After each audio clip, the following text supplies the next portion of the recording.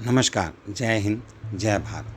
मैं भारतीय संस्कृति के अंतर्गत आने वाले अनेक महान विभूतियों के संबंध में आपके समक्ष उनके जीवन परिचय को रखता रहता हूँ, परंतु आज एक ऐसे परिचय को मैं आपके समक्ष प्रस्तुत कर रहा हूँ जिनका नाम चाणक्य, महापंडित आचार्य चाणक्य।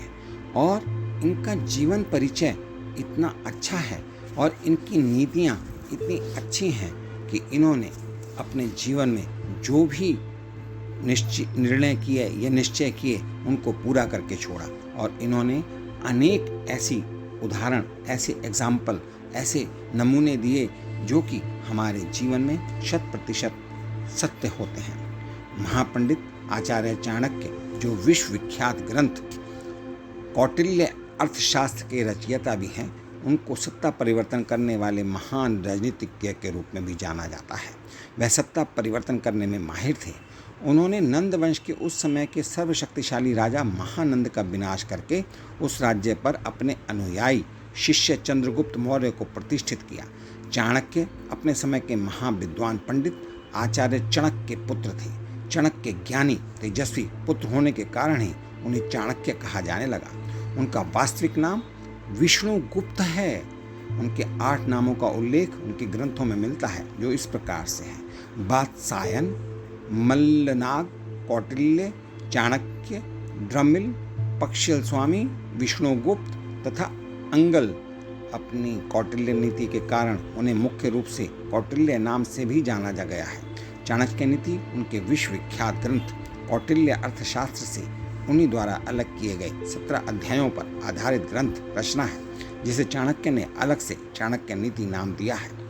इस ग्रंथ की रचना के पीछे महापंडित का मूल उद्देश्य यह था कि उनकी नीतियों का लाभ आम इंसान भी युगों युगों तक उठाता रहे।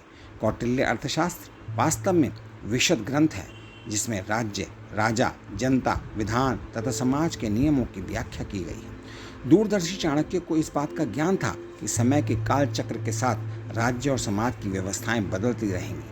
ऐसा भी समय आएगा जबकि राजशाही टूटने पर समाज की व्यवस्था और विधान बदलेगा। इस समय भी उनकी चाणक्य नीति की उपयोगिता हर किसी के लिए हितकर रहेगी। कैसे भी समाज की व्यवस्था बनती रहे, पर इस समाज के लिए उन्होंने काफ़ी कुछ किया। इस समाज में मानव तो रहेगा, मानव बिना समाज की कल्पना निरर्थक है। जब तक धरती पर मानव रहेगा उनको चाणक्य नीति की उपयोगिता बनी रहेगी, क्योंकि चाणक्य नीति मानव को सही मानव बनाने का ज्ञान प्रदान करती है। यह बहुत महत्वपूर्ण नीति है।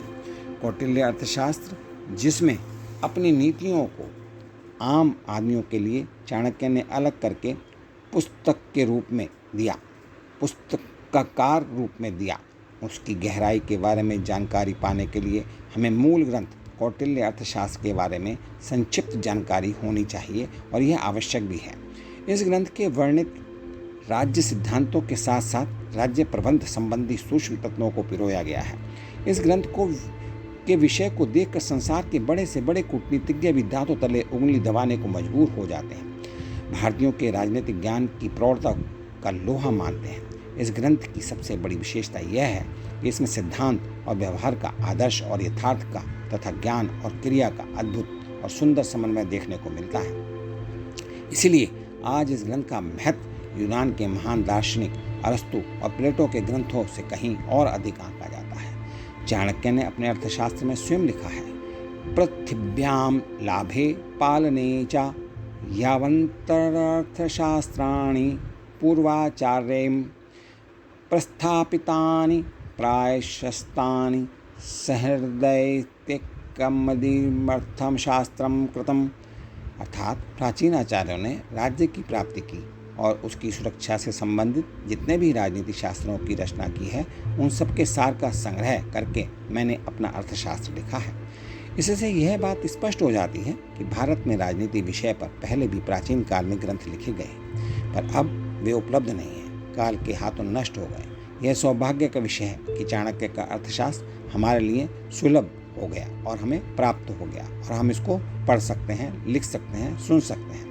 वह ग्रंथ भी शताब्दियों तक अंधकार में खोया रहा। काफ़ी समय बाद पुरानी पांडुलिपि के बीच मूल प्रतीक के रूप में चाणक्य की हस्तलिपि में मिला और इसका प्रकाशन संसार हित में सुलभ हो गया।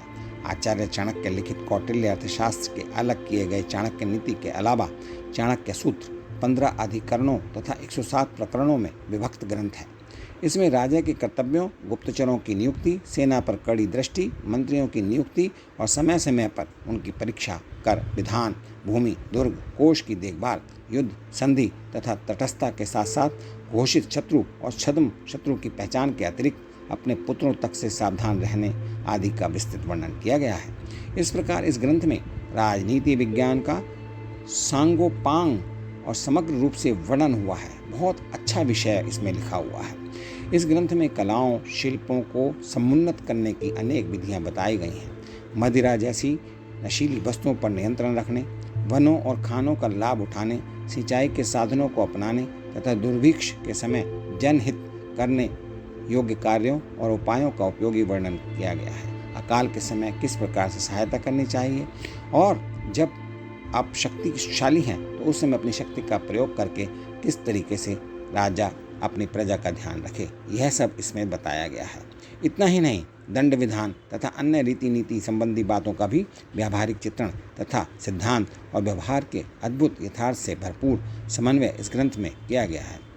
इसमें बहुत ही अच्छी तरीके से समझाया गया है, वर्णन किया गया है। सम्राट चंद्रगुप्त मौर्य का शासन 325 ईसा पूर्व माना जाता है। चंद्रगुप्त को राजगद्दी पर बैठाने का पूरा श्रेय चाणक्य को जाता है। नंदवंश का नवानंद राजा महानंद शक्तिशाली और विशाल राज्य का स्वामी होने के साथ साथ घोर विलासी, सुरा सुंदरियों में घिरा रहने वाला, अहंकारी और कानों का कच्चा, प्रजा के हितों की रक्षा ना करके उन पर अत्याचार ढाने वाला राजा था। पूरा मगध राज्य महानंद के अधीन था। उस समय महानंद के बारे में महानंद जैसे बड़े राजा के सुरा सुंदरी में लिप्त व विलासी हो जाने के कारण अन्य छोटे छोटे राज्य टुकड़ों में बंटने शुरू हो गए थे। वे आपस में भी युद्धरत रहकर अपनी शक्ति छीन करने लगे थे, जिसका लाभ उठाकर यूनानी नरेश सिकंदर अपनी अपराजय सेना लेकर भारत और विश्व विजय का सपना लेकर यूनान से चल पड़ा था। वह अपनी विशाल सेना के बल पर ईरान के रास्ते बढ़ता हुआ, छोटे छोटे राज्यों को जीतता हुआ, उन्हें अपने अधीन बनाता हुआ भारत की ओर बढ़ा आ रहा था। भारत की राजनीतिक सत्ता बिखरी हुई थी और जर्जर थी, कमजोर थी। ऐसे समय में भारत भाग्य विधाता अकेला चाणक्य ही वह महान व्यक्ति था जो अपनी विद्वता को संपूर्ण बल मानकर यूनानी नरेश का मुंह फेर देने और संगठित और व्यवस्थित भारत की कल्पना कर उसे अखंड साम्राज्य के रूप में ढालने के लिए उठ खड़ा हुआ था। चाणक्य ने तक्षशिला विश्वविद्यालय से राजनीति में स्नातक की शिक्षा प्राप्त की थी। उसी समय संयोग से मगध नरेश महानंद का सेनापति शक्टार अपने राजा के पिता के भोज के लिए ब्राह्मणों को खोज लाने के कार्य पर निकला हुआ था। उसने काले कलूटे कुरूप ब्राह्मणों को कुशाओं की जड़ खोद खोद कर उसमें मट्ठा भरते हुए देखा तो कौतूहल से भरकर उनके पास गया। जानकारी लेने पर ज्ञात हुआ कि कुशा ने उनके पैर में गड़कर पीड़ा पहुंचाई है। अतः वह मार्ग की सारी कुशाओं की जड़ खोदकर उसमें मट्ठा भरकर उसका बीज नाश कर रहा है। परिचय के आदान प्रदान पर उसे आचार्य चाणक्य के रूप में जानकर उसने यथोचित सम्मान दर्शाया। शक्टार को महानंद ने व्यर्थ ही वर्षों तक सपरिवार कारागार में डाल रखा था। उस पर दोष यह लगा रखा था कि मुरा नामक महानंद की रखैल पर वह बुरी नज़र रख रहा था। मुरा को भी गर्भवती अवस्था में महलों से निकलकर वनवासी बना दिया गया था। बरसों बाद शक्टार को अपना खोया पद मिल पाया था। उसके मन में महानंद के प्रति बैर भाव था।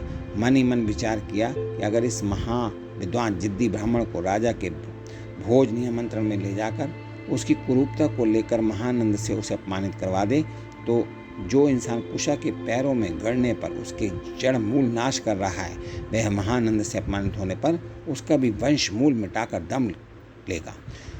उसने बेहद दीनता के साथ महानंद के भोज में चलने को चाणक्य को आमंत्रित किया।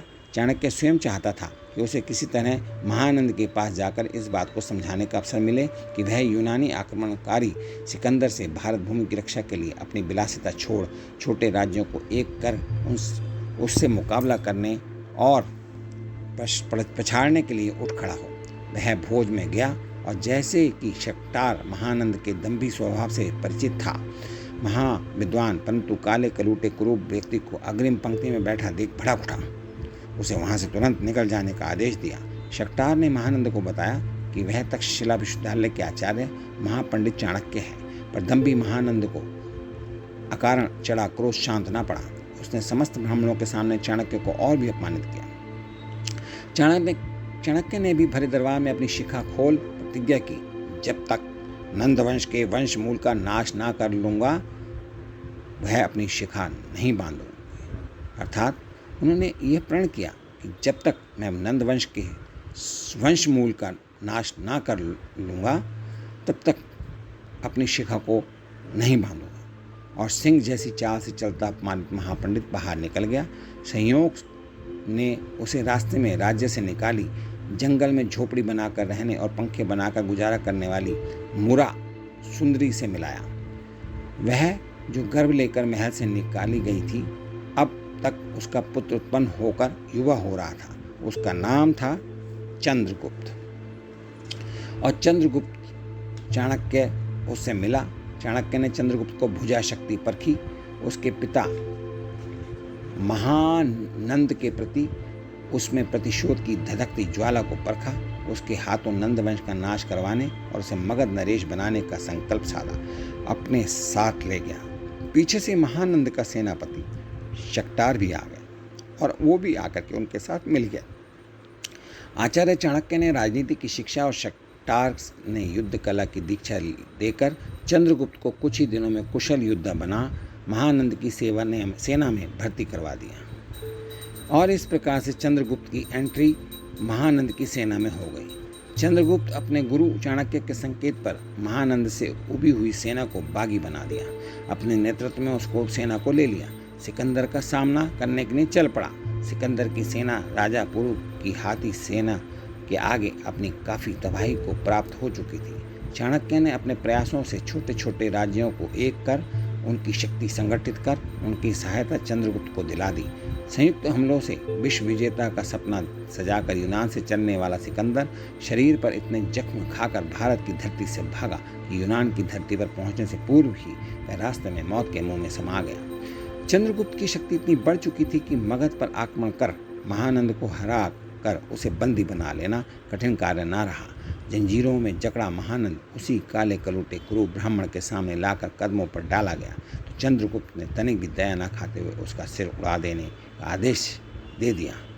इस तरह मगध की गद्दी पर चंद्रगुप्त को बिठा नंदवंश को मिटाने का संकल्प पूरा कर चाणक्य ने अपनी खोली रखी शिखा को तो पुनः बांध लिया। वह प्रधानमंत्री बनकर चंद्रगुप्त को राज्य संचालन में सहायता देने लगा। उसके पश्चात उसके लिए विशाल साम्राज्य की व्यवस्था करते हुए कौटिल्य अर्थशास्त्र की रचना करके बताया कि राजा को कैसा होना चाहिए तथा राज्य कैसे चलाना चाहिए। चाणक्य के बारे में चीनी यात्री फाइयान के ये शब्द चाणक्य के व्यक्तित्व को संपूर्ण झलक और उस समय की राज्य व्यवस्था का पूरा दर्पण हमारे सामने प्रस्तुत कर देते हैं। जहाँ का प्रधानमंत्री साधारण कुटिया में रहता है, वहाँ के निवासी भव्य भवनों में निवास करते हैं और जिस देश का प्रधानमंत्री राज प्रसादों में रहता है, वहाँ की सामान्य जनता झोपड़ियों में रहती है। कहने का तात्पर्य यह है कि प्रधानमंत्री होते हुए भी चाणक्य एक साधारण कुटिया में रहता था और वहाँ की प्रजा बहुत ही ज़्यादा सुखी थी। आचार्य चाणक्य विशाल राज्य के प्रधानमंत्री बनने के बाद भी वन में कुटिया बनाकर रहते थे। ऐसे महान व्यक्तित्व की यह रचना आपके सामने प्रस्तुत करते हुए मुझे गर्व महसूस हो रहा है। अब भारतीय साहित्य की इस अनमोल धरोहर के प्रति मेरा सिर गर्व से ऊंचा हो जाता है।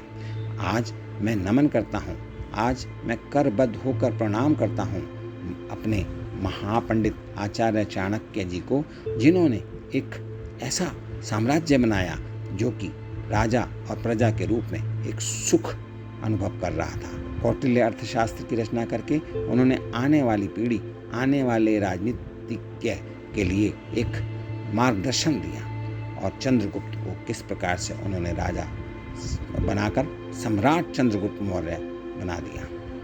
इन्हीं शब्दों के साथ मैं आपसे विदा लेता हूँ और यदि आपको मेरी यह रचना अच्छी लगी तो आप मेरे चैनल को सब्सक्राइब कीजिए। मैं आप सभी परिवारजनों के लिए हार्दिक शुभकामनाएं, हार्दिक मंगल कामनाएं करता हूँ। आप हमेशा सुखी, स्वस्थ, खुश, प्रसन्न, धनी, संपन्न रहें। इन्हीं शब्दों के साथ आपका बहुत बहुत धन्यवाद। नमस्कार, जय हिंद, जय भारत।